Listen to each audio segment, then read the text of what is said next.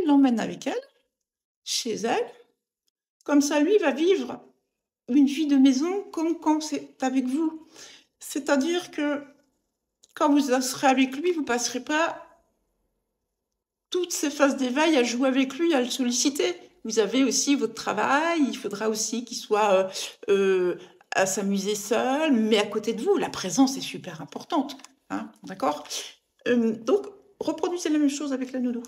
Elle l'emmène chez lui, elle va qu'à ses occupations, elle fait des temps de promenade avec lui, des temps de jeu, de sollicitation intellectuelle aussi avec un Jack Russell, parce que ce sont des bibous extrêmement intelligents.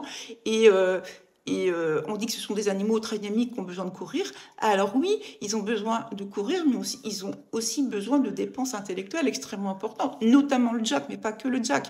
Donc on peut très bien dépenser un Jack sur une petite surface de terrain, mais en le stimulant énormément. Bien sûr, les jeux de lancer, de ramener, ça peut être diverses choses, hein, de chercher, de trouver des mécanismes pour atteindre un autre objet. Alors là, je pense que la dépense, là, boum, il sera au top, votre bibou, je pense.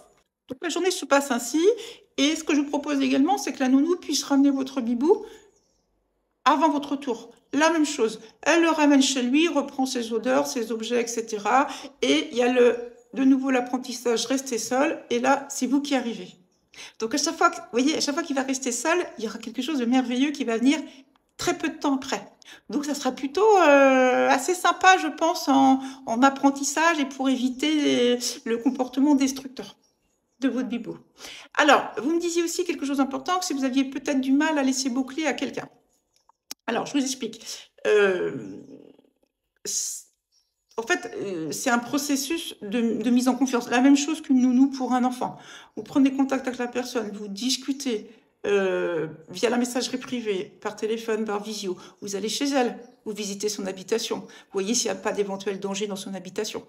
J'ai également fait tout un guide complet pour bien vérifier un petit peu, bien checker tout ce qu'il faut prendre en compte. Alors, vous pouvez me le demander.